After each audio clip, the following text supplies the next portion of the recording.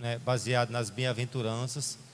Convido a cada irmão que esteja conosco e esteja multiplicando, compartilhando aí essa live, essa transmissão, para a gente ter o maior número de irmãos conectados com o culto de ensinamento, né? Desde já vamos orar. Olha, Deus, louvamos por cada irmão que está aqui, irmão Samuel, irmão Romário, irmão Mateus, as nossas vidas que nos dispusemos a produzir esse momento na dependência do Teu Espírito Santo. Vem sobre as nossas vidas, dá-nos iluminação, discernimento. Abençoa os Teus filhos também em casa, que verdadeiramente possamos estar juntos aprendendo da Tua palavra.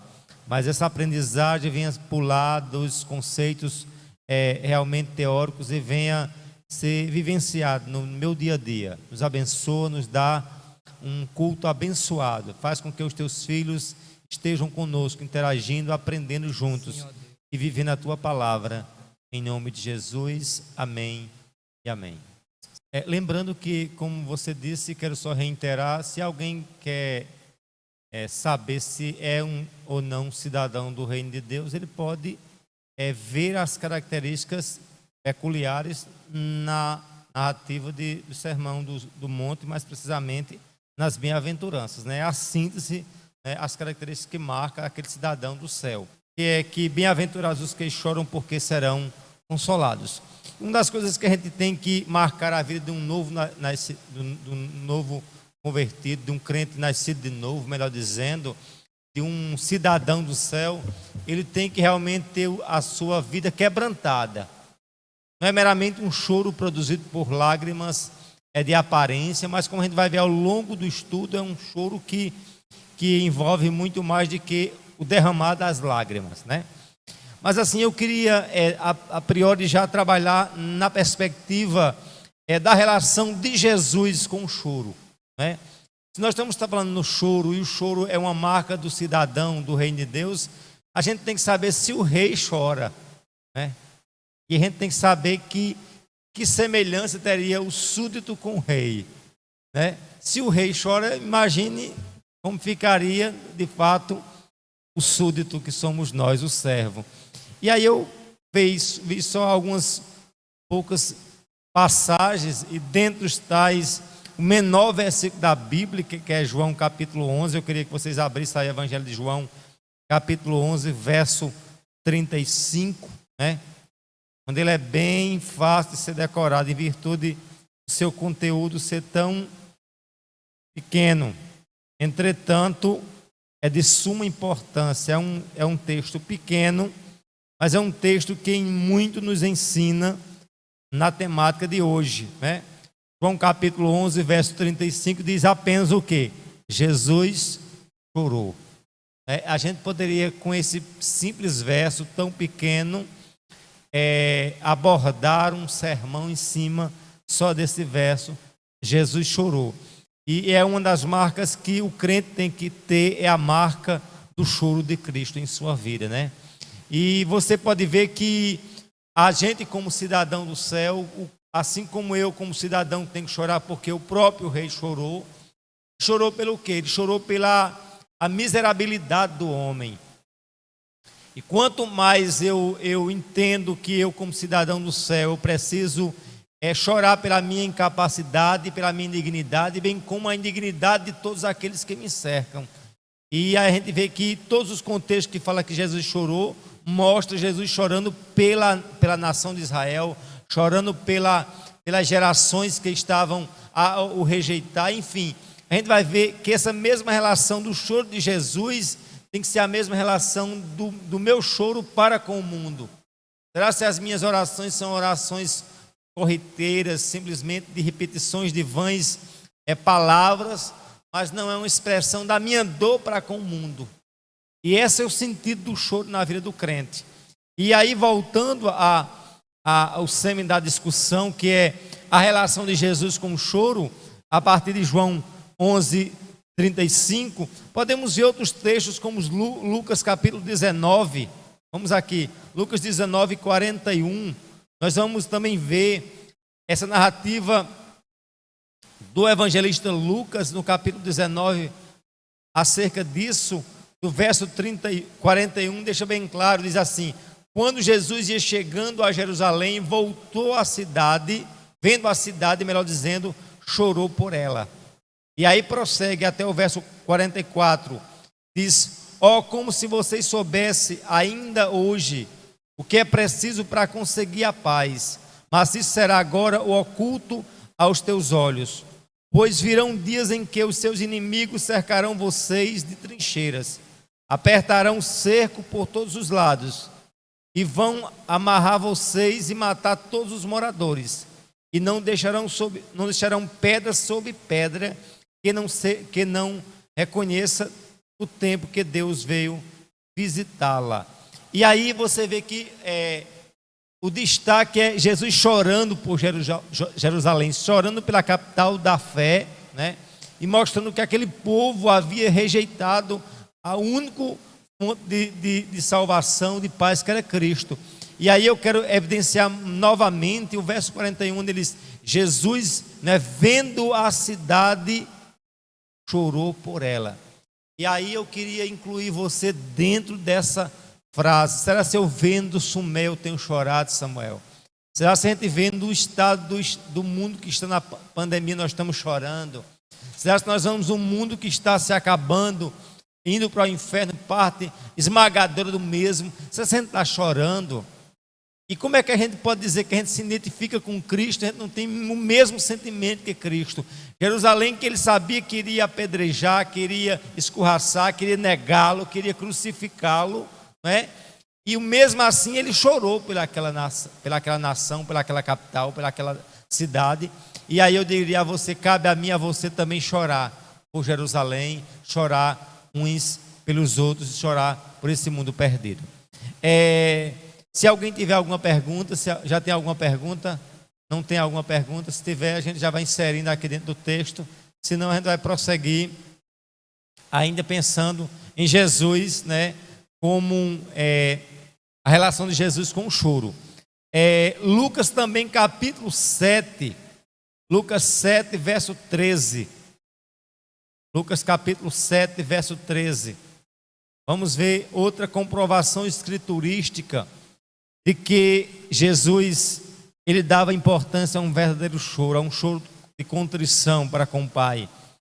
Lucas capítulo 7 verso 13 diz: ao vê-lo, o Senhor se compadeceu dela e disse: não chore.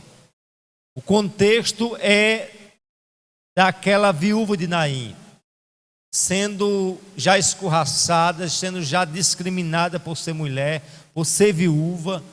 E a única esperança que aquela mulher tinha era o seu filho.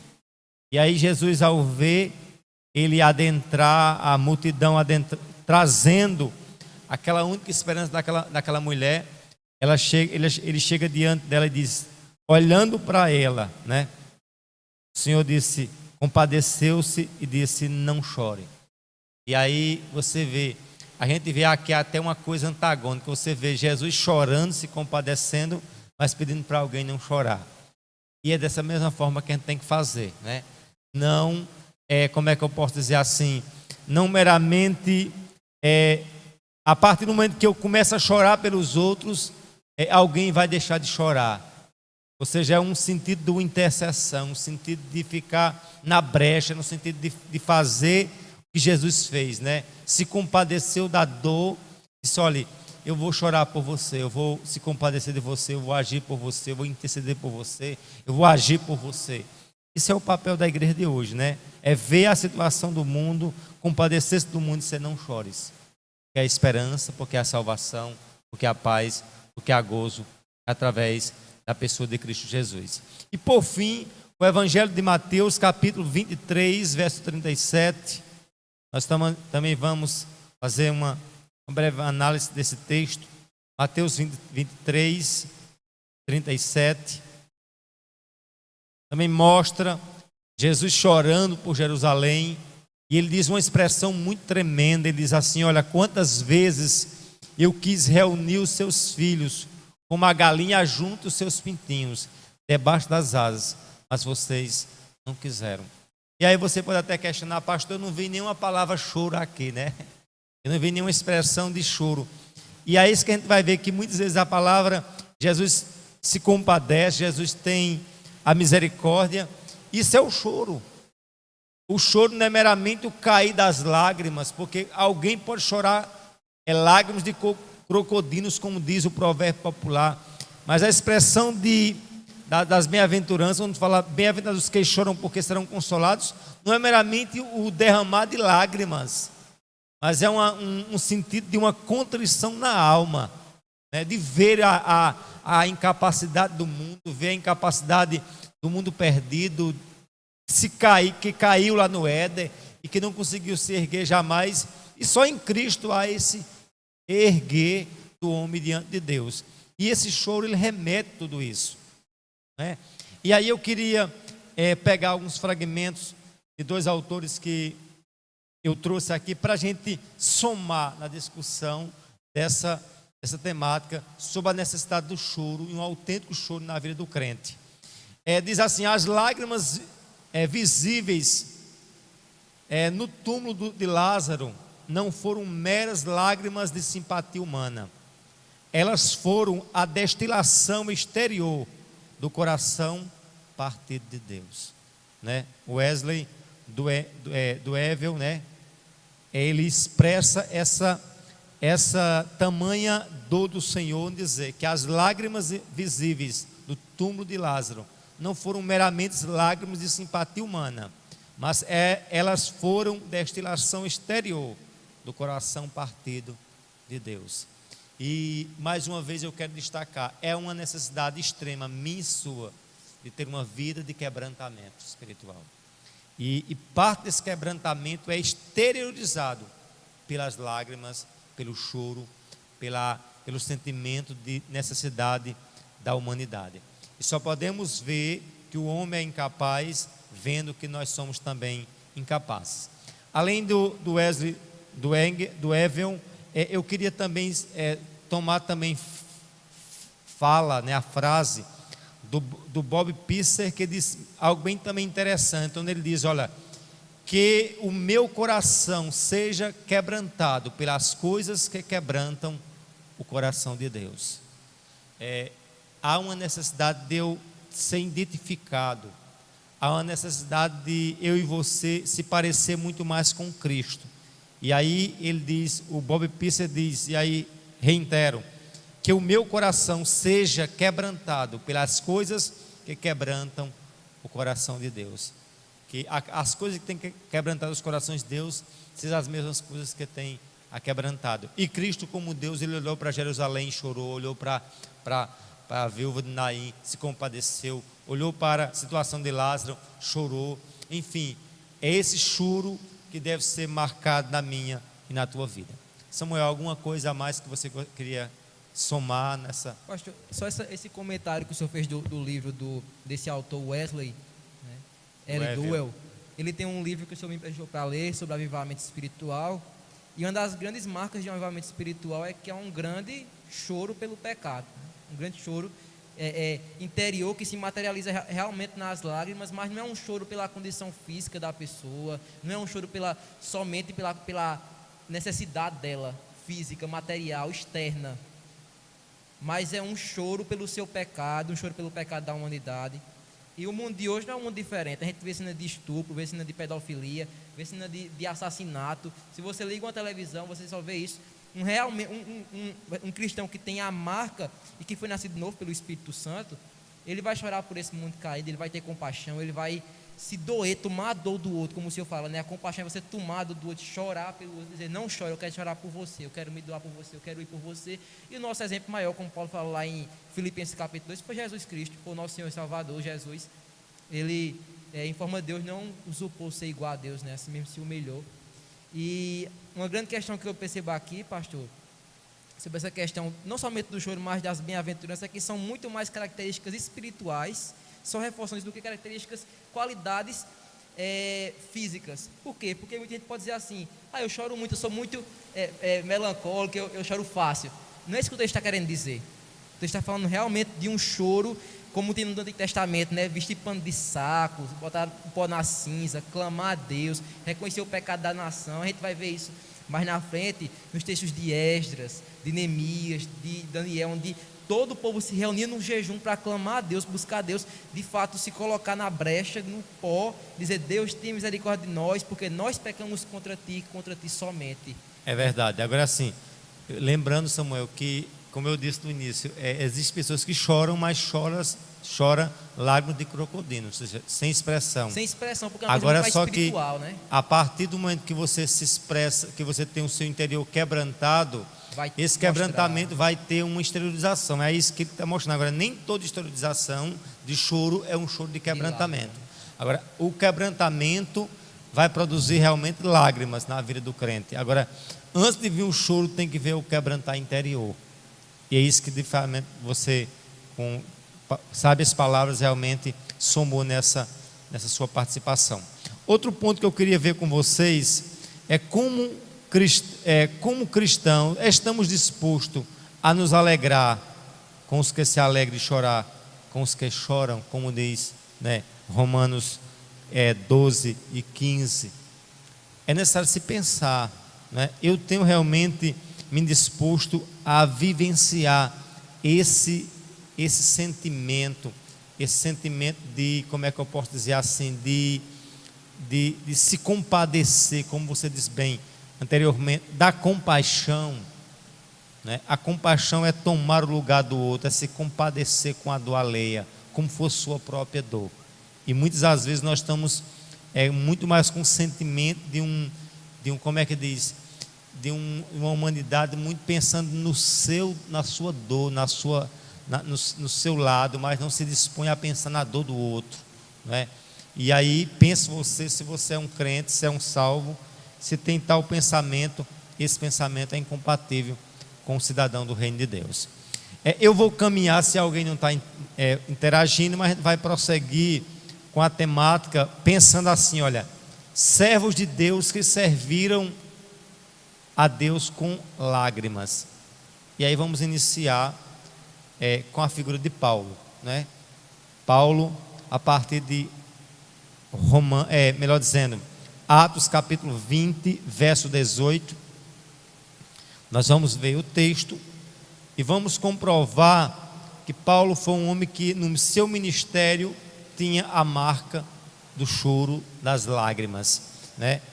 Atos capítulo 20, verso de número 19, nos diz assim, olha: servindo ao Senhor com toda humildade, com lágrimas e com as provações que me sobrevieram pelas ciladas dos judeus. Ele prossegue, né, dizendo que o ministério dele foi marcado de lágrimas. E eu fico pensando as qualidades de ministro de hoje, né? Dos pastores, das lideranças hoje evangélicas, que querem estar isento das lágrimas. E dizem que na condição de crente nós não estamos sujeitos a sofrer, mas a Bíblia é categórica em nos dizer, olha, no mundo tereis aflições, mas tendo bom ânimo, eu venci. Ou seja, não existe evangelho sem cruz, não existe evangelho sem dor, não existe evangelho sem lágrimas. E Paulo, no seu ministério, foi marcado, como ele disse, olha, servindo ao Senhor com humildade, com lágrimas e provações. Lembre dessa verdade aqui, olha, humildade, lágrimas e provações. É assim a marca do crente. Quer ser salvo, quer ser crente, quer ser cidadão do céu. Jesus disse, no mundo tereis aflições, como eu já disse. Quer ser salvo, quer seguir a Cristo, eu tenho o que para você? Tenho uma coroa? Não, eu tenho uma cruz. Quer vir após mim, negue-se a si mesmo, tome sua cruz e siga-me. Essa é a marca do que chora. Essa é a marca dos que de fato servem ao Senhor com choro. Não um evangelho como a gente vê, um evangelho barateado, um evangelho da falsa prosperidade, um evangelho em que as pessoas querem isentar de dores, de luto, de dificuldade. Em nenhum momento Jesus disse que a gente não iria passar por luta. Ele sempre diz, vai ter luta, mas ele disse, vai ter vitória. E é isso que a gente tem que pregar e é isso que a gente tem que viver. Eu quero adiantar também, lembrando que além de Paulo tem outros homens, mas eu quero aí voltar à fala do Wesley, do Engel, onde fala algo bem interessante, olha, acerca do choro. Ele diz, o Jesus que chorou é o Jesus que ainda chora. Você tem compartilhado de suas lágrimas?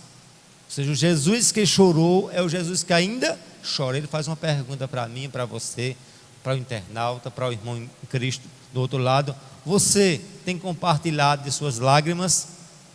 Ele prossegue: nada nos une tão profundamente ao coração de Cristo que as nossas lágrimas derramadas enquanto intercedemos pelos perdidos.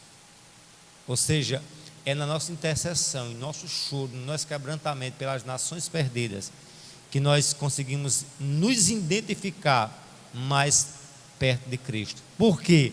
Porque a função de Cristo, o ministério dele foi muito mais interno do que externo. E a gente evidencia muitos ministérios a partir do exterior, do público. Por isso que eu sempre digo, num momento de pandemia como esse, é muito melhor, no lugar de você fazer live para fora, faça o seu contato dentro de casa, no seu lar. No lugar de você estar fazendo alguma coisa visivelmente, faça no seu interior. Diga: Deus, me quebranta. É um momento de introspecção, de crescimento interior. Como eu disse anteriormente, na última quinta, é o momento de nós crescermos e enraizarmos para baixo, a ponto de que chegarmos tão enraizados, quando vir os grandes vendavais, a gente tem sustentação para vencermos todos os vendavais que há de sobreviver, vir sobre nossas vidas. E aí, como eu me identifico tanto com Cristo? Chorando e derramando minha vida, tão quanto Cristo derramou. Cristo chorou, como diz João 11:35. Zé Maria tem que chorar, Samuel tem que chorar, nós, Igreja Congregacional, temos que chorar por Sumé, nos lamentarmos por tamanha situação que esse mundo está a viver. Outro homem que podemos ter como evidência do seu choro é Jó. Jó capítulo 30, verso 25. Vamos ver aqui Jó 30, verso 25. E uma coisa que eu acho interessante, Samuel, que esse choro dessas pessoas, desses patriarcas, desses apóstolos, desses homens de Deus e mulheres de Deus, que ao longo do estudo a gente vai ver, eles não choravam pela causa deles. Não era um choro muitas vezes interesseiro como o nosso, que a gente coloca logo os nossos choros para depois vir o choro dos outros, mas o clamor que essas pessoas tinham é pela causa alheia. Por isso que Jó capítulo 30, verso 25 diz: acaso não chorei eu por aqueles que atravessavam dias difíceis? Não se angustiou a minha alma pelo necessitado? Aí você vê que a lágrima de Jó não é pela causa dele própria, mas ele dizia: eu chorei por aqueles que estavam atravessando em momentos difíceis. Eu me angustiei a minha alma pelos que estavam necessitados. Isso é lindo saber, isso é tremendo saber, que a causa de Jó era uma causa que ele tentava dar evidência não para si, mas para os outros. Se você quer ter a marca do cidadão do reino de Deus, lembre-se que o egoísmo tem que ser extirpado da sua vida. As lágrimas que você tem que derramar, tem que ser derramado não meramente por você, mas pelos outros. E à medida que você derrama pelos outros, Deus é capaz de fazer milagres na minha e na tua vida. Além de Jó, outro homem que teve um quebrantamento pela dor alheia foi Davi. Salmo 69, o salmista expressa sua dor. Salmo 69, verso 9. Vamos aí caminhar na Escritura Sagrada. Amém? Salmo 69, verso 9 e 10. Diz: pois o zelo da tua casa me consumiu, e as ofensas dos que te insultavam caem sobre mim. Chorei e jejuei. E aí você vê Davi chorando, se lamentando, jejuando, se consumindo pelo zelo da casa de Deus. E aí eu fico pensando, quantos crentes não têm zelo pela casa de Deus, não têm zelo pela obra de Deus, ele não tem zelo pelo que é de Deus, né? E se ele não tem zelo que é de Deus, muito menos ele também vai ter zelo pelo Deus da obra, né? E se eu amo de fato o Deus da obra, automaticamente também eu vou amar a obra de Deus. Amém? E a gente vê Davi dizendo: eu tenho zelo por tua casa, né? O zelo por tua casa me consome. E aí eu quero saber se eu tenho sido consumido pelo zelo da casa de Deus, pelo amor que de fato o Senhor tem pelas suas vidas. Ou seja, um pastor, ele ama tão quanto as ovelhas como Cristo amou, né, a ponto de dar vida pelas ovelhas. Deve ser a marca de um pastor, de um líder cristão. Ele deve se consumir por aquilo que ele tem de melhor, né, nas suas mãos, que é as ovelhas, que não é dele, mas do Senhor. E ele deve se consumir por esta causa. Além de Paulo, de Jó, de Davi, como nós já vimos, nós podemos também trazer a evidência Isaías, profeta Isaías capítulo 16, verso 9. Isaías 16, 9, nós vamos ver. Isaías 16, o verso 9. Olha o que é que o profeta diz assim: olha, por isso pranteei com o pranto de Jazen, e pelas vinhas de Sibna, e eu as regarei com as minhas lágrimas. O contexto mostra o desespero da região de Moabe, e diz que Isaías clamava por aquela região, clamava para aquele povo até de origem pagã. Os amonitas e os moabitas faziam fronte ao povo de Israel, né? E a gente vê aqui Isaías intercedendo, clamando, chorando por nações até não judeia, não cristã, nos não judeus, né? Na verdade, né? E é isso que a gente tem que fazer, não clamar simplesmente pela igreja visível, mas clamar pela igreja espalhada nos quatro cantos. Clamar pelo mundo perdido e dizer: Senhor, eu quero me identificar como Cristo se identificou. Olhou para a multidão, se compadeceu, chorou, teve pena e teve um quebrantamento fenomenal. A gente vai ver outro homem que também teve um quebrantamento pelas causas alheias, é Josias. Segundo Reis, capítulo 22. Capítulo 22 de Reis.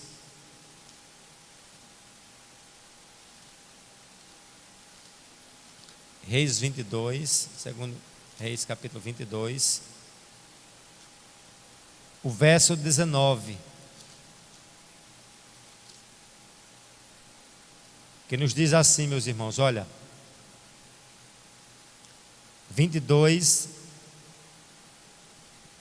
amém, capítulo 22, verso 19, mas antes eu queria ver o verso 15, e assim diz o Senhor, Deus a Israel, assim diz o Senhor, o Deus de Israel: diga ao homem que os enviei a mim, assim diz o Senhor: eis que trarei desgraça sobre este lugar, sobre os moradores, a saber, as palavras que eu, do livro do rei de Judá leu.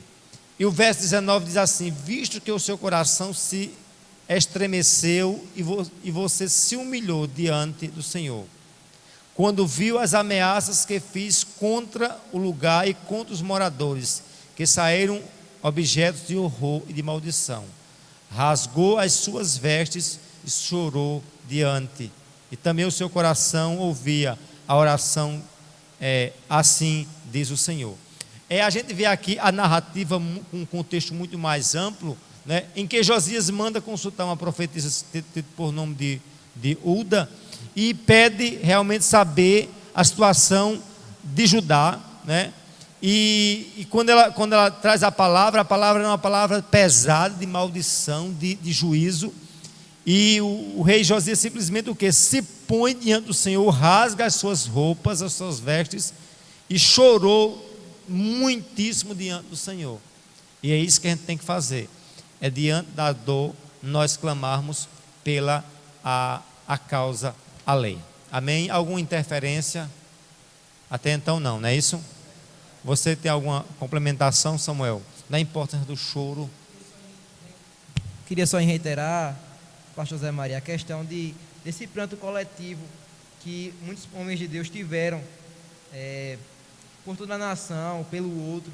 Eu queria citar aqui um texto de Esdras, capítulo 9, onde acontece uma cena muito interessante. O pessoal volta do exílio babilônico e eles notam que o sacerdote, o povo de Deus tinha se misturado com o povo estrangeiro ímpio daquela terra. Então ele vai dizer que foi os heteus, fariseus, cananeus, jebuseus. E Esdras, olha o que ele fala, olha o que ele faz quando ele vê tudo isso. Um santo orando pela sua nação, pelo povo que fez aliança com o Senhor, pastor. Então Esdras 9:3 fala assim rapidinho: quando ouvi isso, rasguei as minhas roupas e o meu manto, e arranquei os cabelos da cabeça, da barba, e me sentei perplexo. Então reuniram em volta de mim todos os que tremiam diante das palavras do Deus de Israel, por causa da transgressão dos que tinham voltado do cativeiro. Porém, eu permaneci sentado, perplexo, até a hora do sacrifício da tarde. A Deus vai dizer que ele vai orar e clamar a Deus e chorar diante de Deus pelo pecado, não somente dele, entender como ele era frágil, mas pelo pecado também do povo, da nação de Israel, que havia pecado contra Deus. Então a gente vê que a marca de um servo que teme a Deus é que ele é quebrantado e que ele chora no sentido de que ele sente perplexidade pelo pecado, pela fraqueza, pela dor, não somente dele, mas do outro. Então essa é a questão que a gente deve ter nessa noite, quebra essa questão de ser um choro por característica da pessoa, mas é um choro mais espiritual. E o texto é claro em dizer, no capítulo, você leu o verso capítulo 9, eu vou agora para o 10, do próprio livro de Esdras, onde diz assim, olha, capítulo 10, verso 1, Esdras orava e fazia confissão, chorando, prostrando diante da casa do Senhor. Diz, e enorme congregação dos israelitas, homens e mulheres, crianças, se reuniu em volta dele, e o povo chorou amargamente. E aí eu vou dizer, Samuel, o choro, nem todo choro carnal ele é espiritual. Agora, se o indivíduo é espiritual, ele tem a tendência de chorar fisicamente, né? Manifestar a exteriorização. E aí, uma coisa que me chama a atenção, que o povo chorou, mas antes do povo chorar, a liderança tinha que chorar. E o que nos falta hoje é homens chorão da qualidade de Jeremias, no bom sentido, né? Homens quebrantados como Jeremias, como Davi, como o próprio Esdras. Ou seja, a liderança hoje precisa entender duas coisas: a necessidade de se pregar sobre pecado, como disse você, porque só chora só quem reconhece que é pecador, indigno, miserável homem sou. Amém? E quando ele chora, ele faz as pessoas reconhecer a sua miserabilidade e chorar junto. É uma das marcas que eu vejo uma deficiência no seio da igreja evangélica brasileira e como um todo, em nós vivermos um choro autêntico. E esse choro tem que ser resultado da nossa incapacidade diante de Deus. E sempre caminhar e atribuir os méritos de Cristo Jesus. Amém? E aí eu quero prosseguir com a frase do Oswald Smith, que ele diz algo bem interessante. Olha, a liderança, quando é aquebrantada, resulta em um aquebrantamento dos seus liderados. Vamos ver, Joel capítulo 2, verso 17. Ou seja, só teremos uma igreja aquebrantada se tivermos uma liderança aquebrantada. E nos falta, como eu disse, no nosso seio, no nosso meio, um aquebrantamento. Por isso que eu digo a vocês de forma publicamente: quero eu ser um homem muito mais aquebrantado, quero ser um homem muito mais chorão diante do Senhor, me submeter à voz do Senhor. Amém? É isso que a gente tem que prezar. Joel capítulo 2, verso 17 diz assim: que os sacerdotes e ministros do Senhor chorem entre o pórtico e o altar e orem. Amém? E aí, se a gente vê antes, Samuel, o verso número 12, ele diz assim: ainda assim, agora mesmo, diz o Senhor, converta-se a mim de todo o coração, com jejum, com choro e com pranto, rasgue o coração e não as suas roupas. É muito profundo esse texto. Eu acho que só esse texto de Joel seria suficiente para a gente dissecar aqui e trazer lições tremendas, onde ele usa a palavra converter-se, e a palavra conversão sempre está atrás da ideia do estado de pecaminosidade do ser humano. Ou seja, se não há choro, porque antes não há reconhecimento de pecado. Ou seja, não existe evangelho se não houver reconhecimento de pecado. Não existe um evangelho autêntico se antes não houver de fato um quebrantamento, um choro espiritual em sua vida. E esse choro espiritual há de ser, de certa forma, em sua grande maioria, ser exteriorizado com as lágrimas, pela incapacidade nossa e pela a terrível situação em que passa muitos. Eu quero também citar o Lloyd Jones, que ele traz referência a George Whitefield, que é um tremendamente que me inspira. Ele diz, George Whitefield, Lloyd Jones diz, fala que acerca dele, que quase invariavelmente pregava com as lágrimas no seu rosto. Ou seja, Lloyd Jones diz que Whitefield dificilmente pregava sem antes as lágrimas não estarem correndo em seus rostos, em seu semblante, né? Pregava, dificilmente suas lágrimas corriam em seu rosto. Ele prossegue, ele sentia-se comovido de maneira tão forte, profunda, que tocou milhares de pessoas para Cristo. Ele disse ainda, passarei dias inteiros, semanas prostradas no chão, em oração. E Lloyd Jones prossegue, é necessário mais do que lágrimas para ganharmos almas. Olha como é interessante isso, Samuel. É necessário mais do que é necessário mais do que lágrimas para ganharmos alma. Não me refiro a lágrimas carnais de autopiedade, como você tinha dito, mas clamo por lágrimas de amor, que você tenha lágrimas visíveis em seus olhos, que não, mas pelo menos o coração deveria chorar, como podemos ter olhos tão secos ao interceder por um mundo perdido.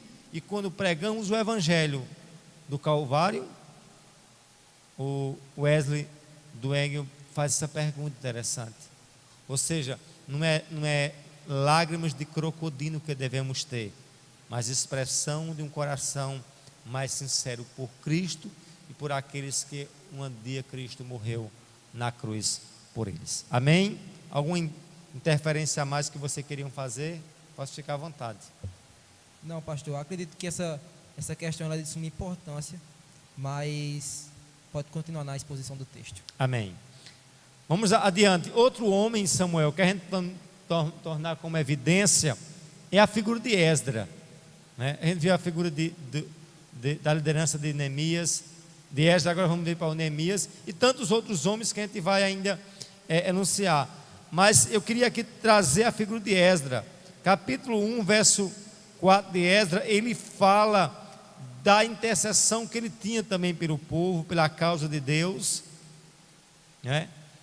Esdra, ele aborda isso em seu livro, o capítulo número 1, o verso 4.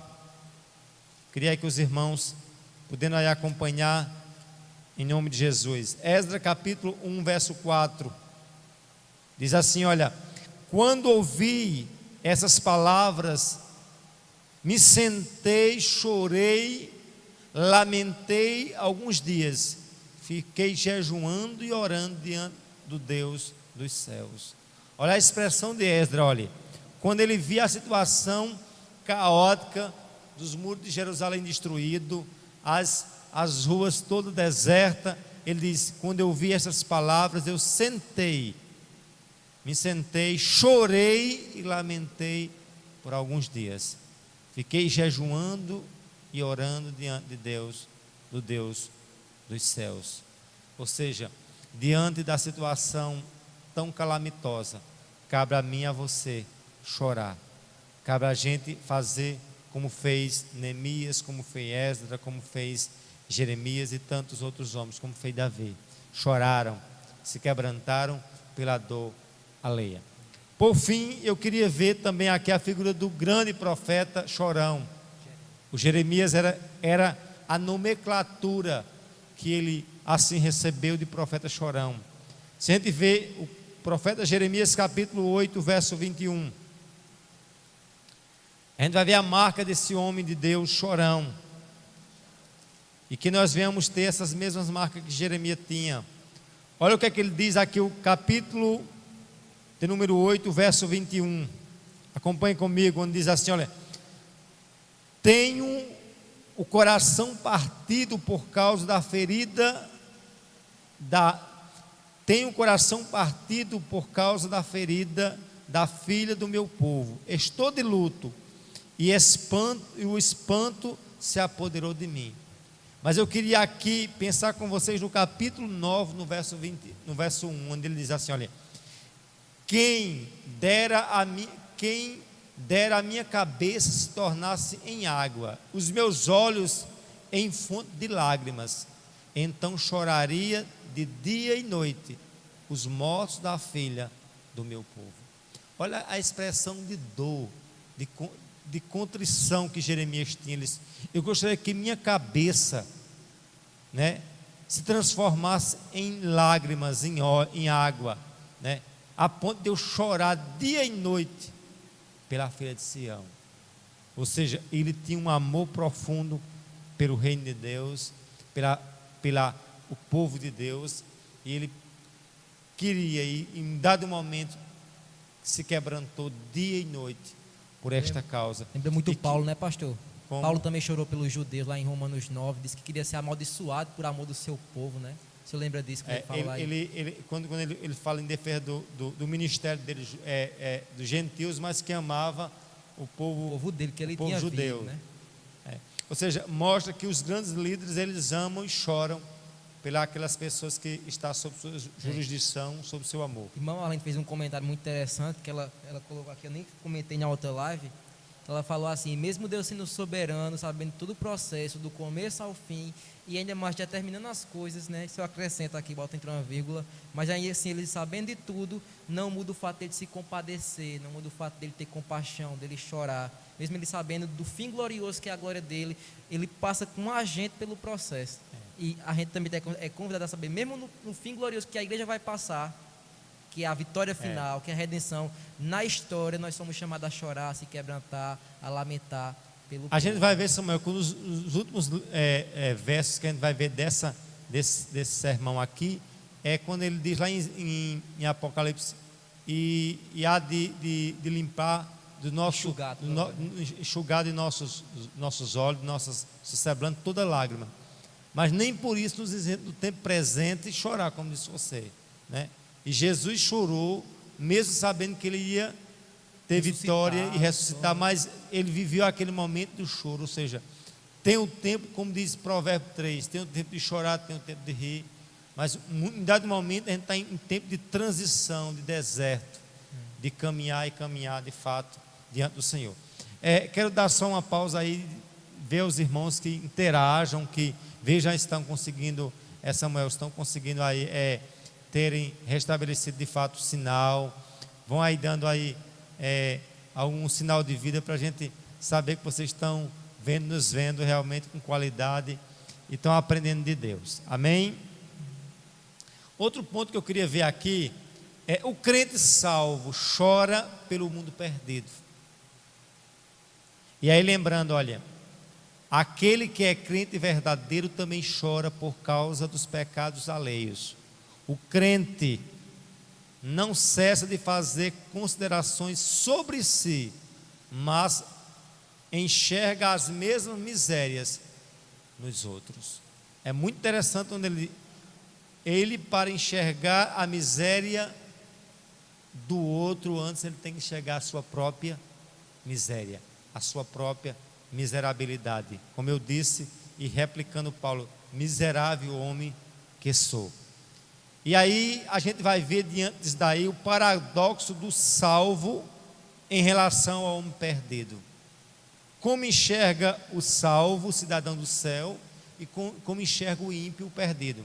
A partir de 2 versos de Lucas capítulo 12, verso 19, nós vamos ver a narrativa do fazendeiro que derrubou todos os seus celeiros, reedificou outros e simplesmente disse o quê? Alma, tu tem muito em depósito, come, bebe, folga, regala-te, né? E onde o Senhor branda de uma forma profunda com, como é que diz? Com um sinal de, como é que eu posso dizer assim? De juízo na vida dele, onde ele diz no capítulo 20, diz: louco, esta noite te pedirão a tua alma, o que tens preparado e para quem será? Ou seja, o cidadão terreno, o cidadão natural, inconverso, ele vai realmente dizer: eu tenho muito de tesouro, eu tenho muito, como é que eu posso dizer assim, como é que eu posso dizer assim, eu tenho muito em estoque. Entretanto, a gente vai ver que o homem simplesmente pensando dessa forma não passa de um louco, não passa de uma pessoa sem nenhuma concepção de algo que venha trazer sobre a vida dele vantagens. Diferente, como eu disse, por isso que há algo paradoxo, algo antagônico. Enquanto o cidadão do céu reconhece que é miserável, o cidadão da terra acha que simplesmente ele tem muito. E a pandemia Covid-19 está provando isso que eu estou dizendo. Quantos se achavam tão fortes, quantos se achavam imbatíveis, quantos se achavam realmente detentores de isso e daquilo, a gente está vendo que eles não detêm absolutamente nada. Miserável homem sou, como diz Romanos capítulo 7, verso 24, é o texto que eu queria destacar com vocês, onde Paulo deixa bem claro aqui, olha, porque na esperança, melhor dizendo, capítulo 27, verso 24, a última frase, olha: miserável homem que sou, quem me livrará do corpo dessa morte? E aí eu queria só destacar essa frase inicial: miserável homem sou, né? Somos miseráveis por nós mesmos. Alguns méritos que temos em nós adquiridos em Cristo Jesus. Diante de tudo isso, eu queria mais uma vez trazer à tona mais uma frase de Lloyd Jones que diz assim: olha, o choro espiritual é a atitude diametralmente oposta a isso. A atitude do crente é essencialmente diferente da atitude do homem mundano.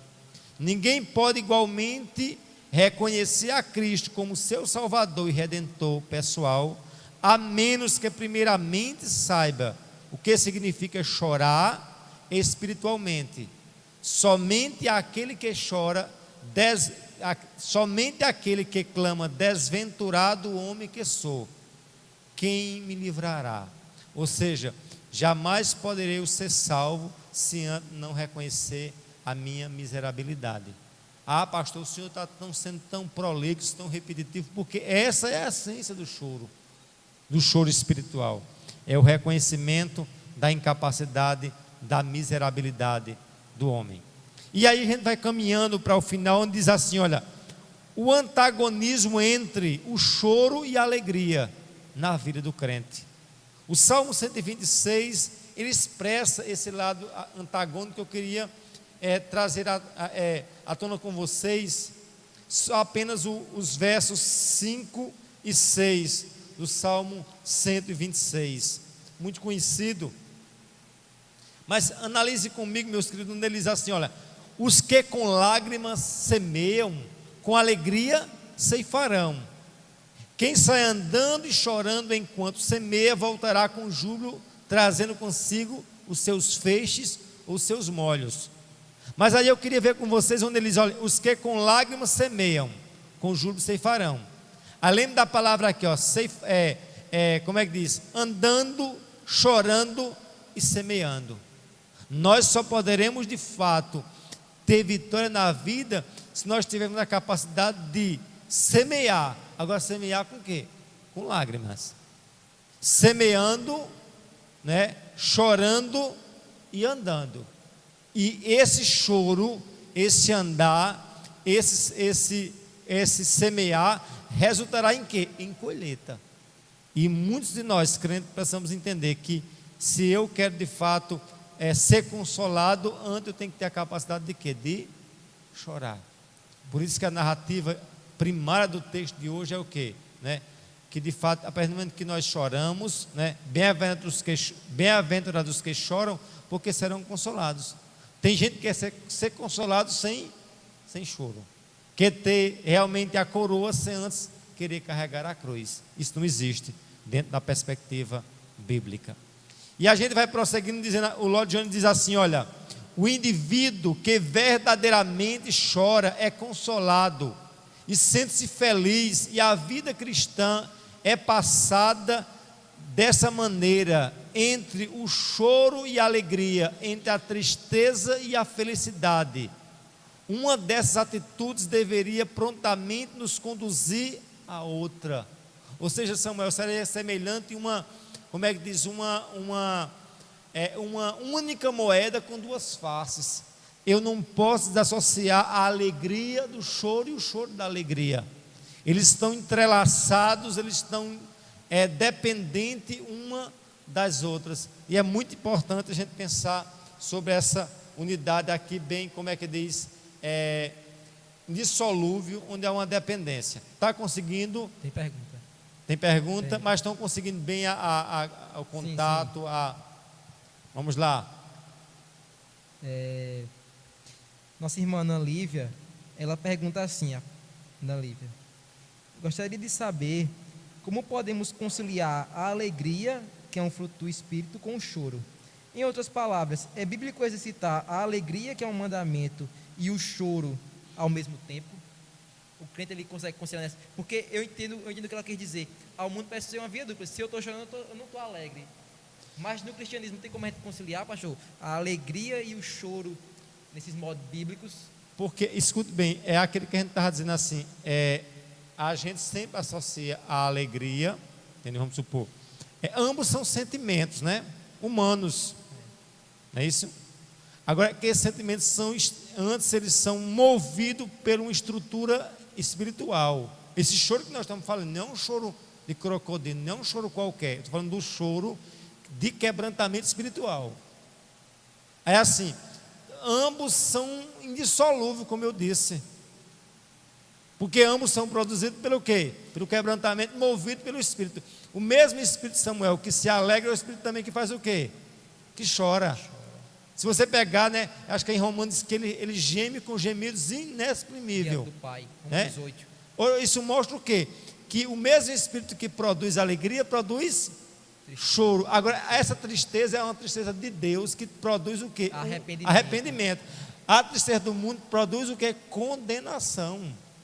Tudo que a gente está falando aqui mostra que é fruto do Espírito. Tanto um como o outro. Tanto um quanto o outro. Agora, no mundo, eles talvez acham que alguém está alegre, né? É porque é fruto de Deus. Não, nem toda alegria, vamos dizer, o pecado produz alegria, mas é uma alegria que conduz à condenação. Momentânea. Nós produzimos um choro que vai resultar num molho, num feixe na eternidade. Por isso, assim, a Bíblia diz o quê? Tudo que a gente está passando aqui não pode ser comparado com a glória em que em nós é de ser revelado. Ou seja, o choro comparado à alegria que vamos receber, não existe choro. O pastor, e também é uma questão de, não é a questão, justamente ela tem que ter uma finalidade, ou pelo menos um alvo, né? Que é se alegrar no Senhor e chorar pelo pecado. Não é antagônico. Então eu sou alegre quando eu estou confiando, descansando no Senhor, e ao mesmo tempo posso estar contrito quebrantado, chorando pelo meu pecado, pelo pecado do outro, pelo pecado da nação, pelas almas perdidas. Então, uma coisa não está em contradição com a outra no cristianismo, né? E no caso, anda assim de mão dupla, em que sentido? Porque assim, quando eu estou me expressando, vamos supor, a minha tristeza com a dor do outro, né? Esse choro, como eu disse, vai resultar lá na frente em alegria. Agora, quem não chorar, automaticamente não vai ter o quê? Possibilidade de receber os molhos, como diz o texto de Salmo 125, né? Os que com lágrimas semeiam, com júbilo ceifarão. Só ceifarão os que o quê? Semeiam com lágrimas, com sofrimento. As pessoas, vamos supor, querem galgar de alguma coisa na vida sem choro. Agora, isso é muitas vezes aí, e aí eu volto, não meramente, simplesmente, vamos supor, à instância espiritual. Mais um exemplo: as pessoas querem ter um emprego sem antes estudar, querem ter um casamento sem antes se estruturar, enfim, tudo isso daí requer o quê? Eu passar as lágrimas, os desafios. A Bíblia e a vida por si só é recheada de desafio na vida do cristão. O cristão, ele sabe que esse choro vai resultar em um triunfo, diferente do mundo. Como a Bíblia diz, eu estou assim parafraseando o que a Bíblia diz: hoje o mundo alegra-se e a gente chora, mas lá na frente vai ser o contrário. Eles vão eternamente prantear e nós nos alegrar. Amém? Assim, o choro, ela faz parte da trajetória da igreja. Ao mesmo tempo, a pergunta dela fala assim: tem como ao mesmo tempo caminhar junto? Ela botou assim: claro que a gente tem que caminhar junto. Ao mesmo tempo, alegria e choro, choro. Alegria e choro. Por quê? É a ideia do deserto, do oásis do deserto. Agora, esse choro um dia vai o quê? Cessar. Vai cessar. É isso que a gente vai encerrar. Serão com isso. consolados. Né? Né? Mas hoje, a trajetória da igreja no deserto, dessa peregrino nessa terra de choro. E aí o que a gente vê um evangelho deturpado é um evangelho que eles querem tirar o choro. Oba. Por que quer tirar o choro? Porque eles querem tirar o pecado, arrependimento, o arrependimento, a contrição, o quebrantamento. Se você remove o pecado, você tem que remover o quê? O choro. E trazer ao povo uma falsa alegria de que, né, somos filhos do reino, na condição de filho do reino. É filho, não existe ira. Temos triunfo, só vitória, só vitória, só vitória. Enquanto a Bíblia não diz isso. A Bíblia diz que a vitória, né, é marcada com a cruz. Agora, que essa cruz também, Samuel, vai resultar numa coroa. Agora, pela fé, o crente já pode desfrutar da alegria no Senhor, como do Senhor presente. Alegrai-vos sempre no Senhor. Entendeu? Porque a alegria do Senhor é a nossa força, mas a alegria plena e total o crente só vai ter na glória. Porque, como eu já preguei há algum tempo atrás aqui, a própria natureza geme, né? Ela anseia pelo resgate, pelo retorno. E bem como os redimidos anseiam, gemem da mesma forma para a plenitude do gozo eterno. Amém? Mais pergunta aqui, se quiser que vamos só uma pergunta aqui para a gente encerrar aqui o último tópico. Vamos lá, a última pergunta. Nossa irmã Ellen. Outra pergunta. Pergunta assim: a incapacidade de chorar ou exercer a empatia na vida cristã é uma demonstração que o amor dos cristãos está esfriando? Se eu não estou chorando, se eu não estou tendo empatia com o próximo, é um indício, de que esse amor está esfriando, que eu acho que ela quer dizer que não está tendo uma comunhão com sei. Deus. Né? Agora, assim, eu diria assim, mais do que um choro, a empatia pesa muito mais, né? Quando eu não me sensibilizo com a dor alheia, a Bíblia diz assim: por se multiplicar a iniquidade, o amor de muitos esfriarão. Ou seja, eu como crente, Samuel, você como crente, Simone como crente, qualquer um que venha a ser crente, tem como obrigatoriedade olhar para o mundo e o quê? E chorar. Agora é como se esse choro não significa meramente derramar de lágrimas. Eu posso chorar literalmente e posso chorar interiormente. Agora, o que o mundo não pode, o que a igreja não pode diante do mundo, é olhar para a situação e dizer: não, eu não tenho nenhuma sensibilidade. Ou então se misturar, né? Se misturar também, já não vê nenhum problema. E viver, como eu disse, o evangelho do oba-oba, o evangelho simplesmente do triunfalismo, um evangelho sem choro, um evangelho sem embate, um evangelho sem preço, um evangelho sem cruz, sabe? E é por aí que a gente tem que estar pegando o caminho oposto, amém? E caminhando naquilo que Deus tem para as nossas vidas, amém? Alguma pergunta? Não, só tem algumas observações aqui. Certo, posso fazer. Irmã Marlene faz assim, uma observação, ela colocou: eu entendo que uma coisa complementa a outra, pois o consolo vem quando há choro, ou seja, o choro dura uma noite, mas a alegria vem pela manhã. Muito Esse bem. processo da redenção aí todinho. Hoje a gente chora, mas certamente do céu. É como eu disse, Marlene foi feliz em dizer, é semelhante à moeda com duas faces. Eu não posso desassociar o choro da alegria na vida do crente. Eu não posso associar a cruz da coroa. Tem gente que só prega só cruz, tem gente que só prega coroa. A gente tem que pregar os dois. As duas coisas. Só faz sentido com as duas coisas, né? Eu não posso pregar só alegria e só choro. Eu tenho que pregar os dois. Agora, o choro terreno resultará numa alegria incomparável na eternidade. É isso que a Bíblia diz ao longo da narrativa. Por fim, a gente vai encerrar aqui onde o choro é a esperança do crente salvo em Cristo. Vamos lá, 1 Pedro capítulo 1, verso 8. 1 Pedro capítulo 1, verso 8. Vamos lá, 1 Pedro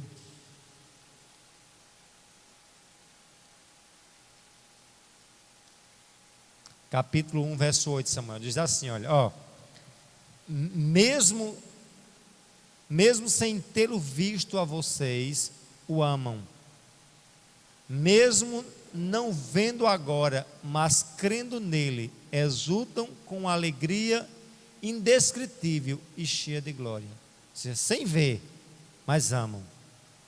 Não vendo agora, mas crendo nele, exulta com alegria indescritível e cheia de glória. Essa alegria não é uma alegria terrena, não é uma alegria, como é que eu posso dizer assim? Não é alegria, como é que eu posso dizer assim? É constante, mas é uma alegria que há de resultar eternamente na glória, né? É isso que a gente tem que entender.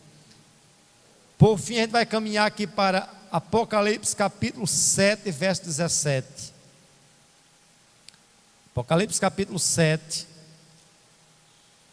verso 17, onde ele diz assim, olha: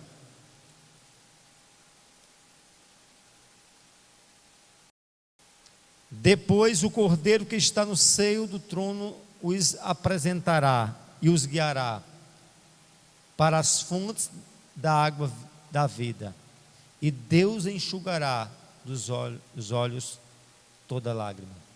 Por fim, olha, e Deus enxugará dos olhos toda lágrima. Essa é a alegria. Como é que alguém vai ser consolado se tem lágrima? Como é que alguém vai ser os seus olhos limpados se não tem lágrima para derramar?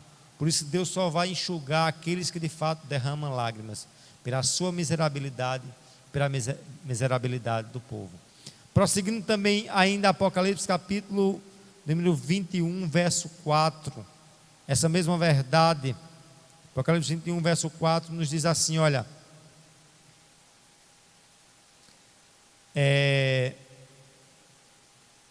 o verso 3, então ouvi uma voz que vinha do trono que dizia: eis o tabernáculo de Deus com os seres humanos, Deus habitará com eles, eles serão povo de Deus, e Deus mesmo estará com eles, e será o Deus dele, e ele lhe enxugará dos olhos toda lágrima. Não existirá mais morte, já não haverá luto, nem pranto, nem dor, porque as primeiras coisas passaram.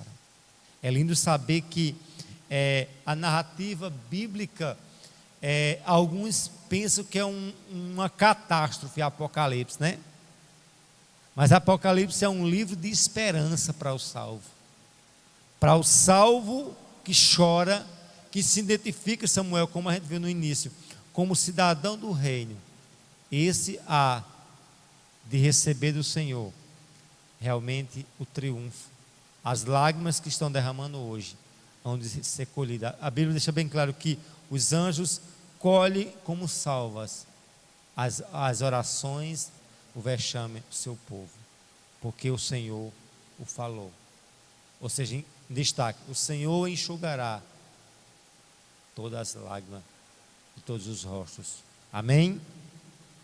E aí eu encerro voltando à frase inicial da nossa temática: bem-aventurados os que choram, porque serão consolados. Que Deus te abençoe, que Deus nos abençoe a ter a capacidade de nós chorarmos, porque só veremos de ter vitória, de ser consolados, se antes tivermos o coração contrito do choro. Amém? Posso estar encerrando com algumas considerações finais. Eu vou só encerrar falando que pedir perdão aos amados irmãos pelas falhas técnicas. Nós dependemos da internet e às vezes ela não coopera com a gente.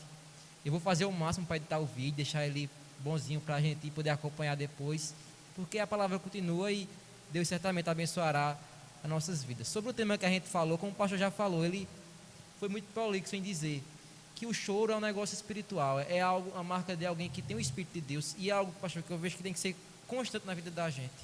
Não deve ser momentos específicos, mas deve ser algo que durante a nossa vida aqui nessa terra deve haver um quebrantamento, como Isaías teve um encontro com o Senhor, como Jeremias teve, e sempre quando eles tinham esse encontro, viam como eles eram pequenos, como eles eram pó. Então, a marca